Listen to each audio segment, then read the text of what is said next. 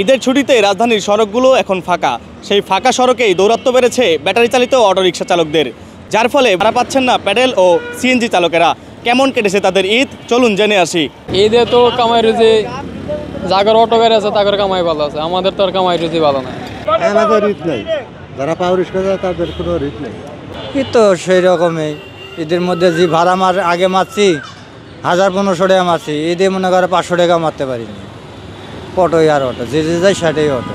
কম বাড়ালে আঙ্গর তো জিগাই না ভাই, এখন ভাই মনে অটো দিলে আমরা অনেক বিপদ আছি। অটো দিতে হাইরোড বন্ধ হতো, আমরা তো ডাইল ভাত খেয়ে বাঁচতে পারতাম। 1200 টাকা জমা দেয়া গাড়ি চালাইতে পারি না, ঈদ করতে পারি না, ছয় সন্তান নিয়ে শান্তিতে খুব কষ্টে আছি। ঈদ বাড়িতে যাই নাই ঈদও।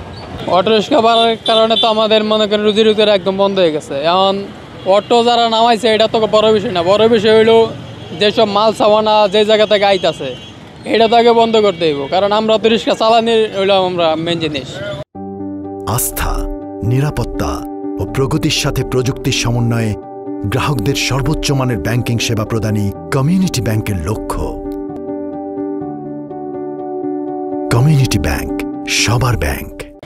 আমরা যদি অটো না পাই তাহলে তো আর আমরা অটো চালাবো না। এলার অটোই চালায়, পায় রিক্সা চালায়, যাই চালায়, এটা কোনো কথা না। কথাটা হইলো আমরা মাল আগে বন্ধ করতো, তারপরে রিক্সা ভয় এমনি বন্ধ হইব। এখন যদি আমার একটা গাড়ি আমি পায় রিক্সা চালাই, ঠিক আছে, যারা অটো চালায় একটা গাড়ি পুলিশে ধরে নিয়ে গেল, 15 দিন বয়ে রইল, ফ্যামিলিরা মনে করেন লস, মাহাজনের লস, সবারই লস। ঈদে তো কামাই রুজি যাগর অটো গাড়ি আছে তাদের কামাই ভালো আছে, আমাদের তো আর কামাই রুজি ভালো নাই, আমাদের তো আর কামাই এখন নাই। এখন তো আমরা যদি কই যে মামা এদিকে আসেন, তারা কয় মামা তারা আছে, তারা তাড়াতাড়ি ওইটা দিয়ে চলে যায়। রিক্সার ভাড়া কম, অটো রিক্সা 4-5 জন যাওয়া যায়, আমাদের তো 2 জনের বেশি যাওয়া যায় না। ওদের ভাড়া কম হইলেও পোষায়, কারণ ওদের তো আর শরীরে শক্তি লাগে না।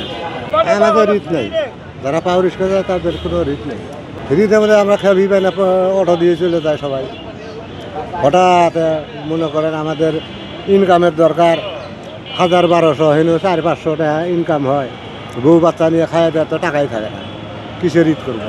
তারা অটো মনে করো যাত্রী এখন মনে করো অটোই খোঁজে বেশি ভাই, আমাদের কোনো ভাতে নেই।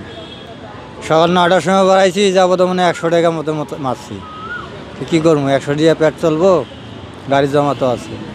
ঈদ তো সেই রকমই, ঈদের মধ্যে যে ভাড়া আগে মারছি 1000-1500 টাকা মারছি, ঈদে মনে করো 500 টাকা মারতে পারিনি।